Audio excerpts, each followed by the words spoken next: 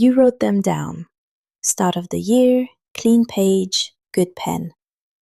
Get fit. Save money.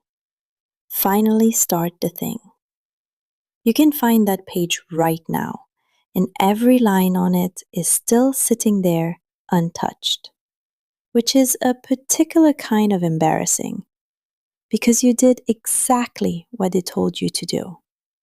Everyone says write your goals down. Your boss says it, the app says it, and there's a reason it didn't work, which is that the writing wasn't the part that mattered. And the way most people do it does something to you that nobody mentions. Gabrielle Oettingen ran 4 studies on this. She had people fantasize about the good future, the one where it already worked out. And then she measured what happened to them afterward. Not what they said, what they did, and what their bodies did.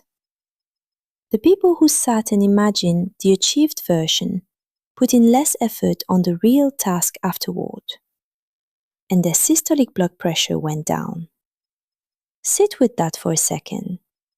You picture the finished version of your life, and your body responds by standing down, the way it would if the thing were handled. As far as your system can tell, it is. You just had the ending.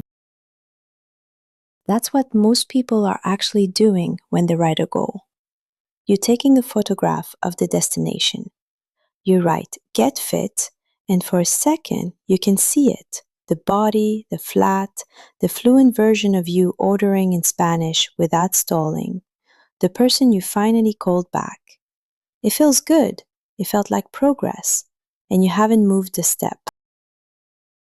Which brings up an awkward question.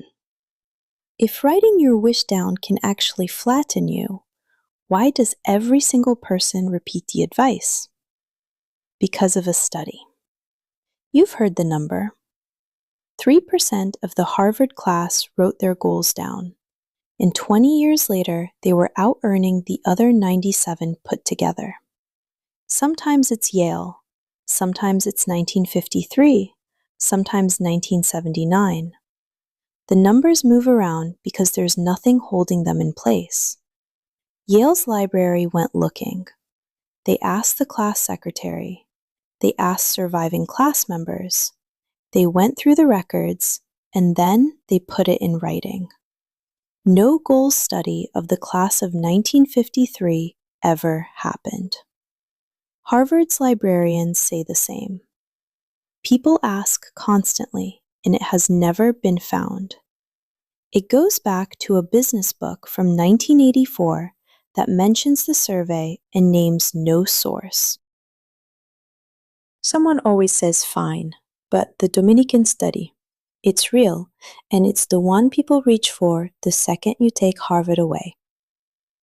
It was a talk at a conference in 2007 that was never published and never peer-reviewed.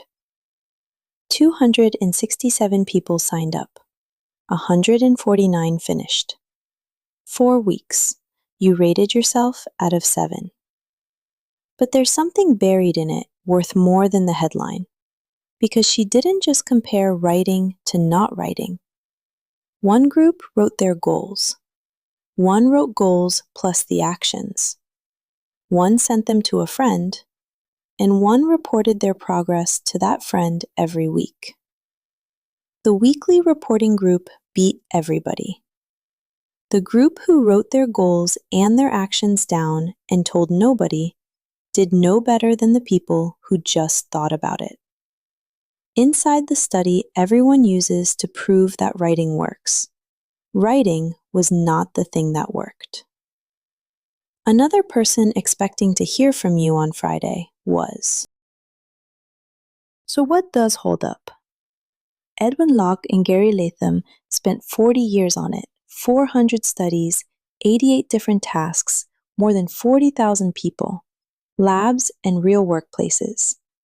A specific, difficult goal beats do your best by a wide margin every time. Read that carefully. It says nothing about writing. It's about specificity. Get fit isn't a goal, it's a mood. Learn Spanish is a mood. The sentence has to be sharp enough that another person could look at it and tell you whether you did it or not. Sharp cuts, though. A specific goal narrows what you can see until you stop noticing anything that isn't the target. And people bend the rules to hit numbers they'd never otherwise bend. It works like a strong medication. Right thing, right moment, carefully. Not handed out at a party. Then the part that fixes what Oettingen found. You don't write the wish. You write the wish, and then right next to it, the thing that's actually in the way.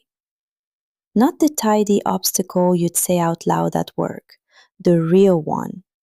That every time you open the laptop at night, you're already spent, so you open something easier. That you've got the money to start, but you'd have to tell your dad. Oettingen's whole body of work says the fantasy on its own drains you. And the fantasy held against the obstacle does the opposite.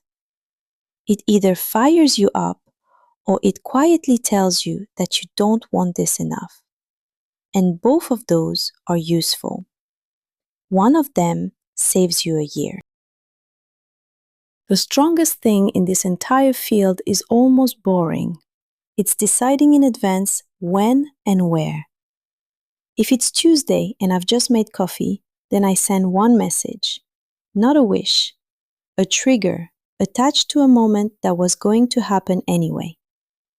642 separate tests of this have been run. It holds across what people think, what they feel, and what they actually do. And it's strongest when the plan is genuinely in that if-then shape and you've run it in your head. One honest note, the effect gets smaller when researchers watch what people really did instead of asking them to report it. It's still the best thing on the table. So the page in your notebook isn't useless. It was just never a spell, and it was never a photograph to stare at. Writing is the only thing that forces a wish to sit still long enough to get specific, puts the obstacle where you have to look at it, and turns a someday into a Tuesday. The dream is the part that takes your energy. The root is the part that gives it back. Same pen, same page, completely different object. Someone's had "start the thing" in a notebook since January. It's been through 2 domain names she never used. Nothing changes for 11 months. Then one evening, she crosses it out and writes the sharp version, the one with a number in it. 10 people talked to by the end of March. Underneath, the bit that always gets left off, which is what's actually in the way. That she opens the laptop at 9 at night, already empty, and goes to the fridge instead. So she writes one line. If it's Tuesday and I've just made coffee, then I send one message. And she tells her brother, who is now going to ask her about it on Sunday, whether she wants to be asked or not. So go and write them down. Just know what you're doing when you do it. Get the sentence sharp enough that someone else could tell whether you did it. Put the real obstacle next to it. Give it a time and a place that already exists in your week. Then tell one person who'll ask. It's the reason the first thing Kairo asks you is what you actually want, in words you could check. Now go and look at that page again. Cross out the moods. Leave the ones with edges.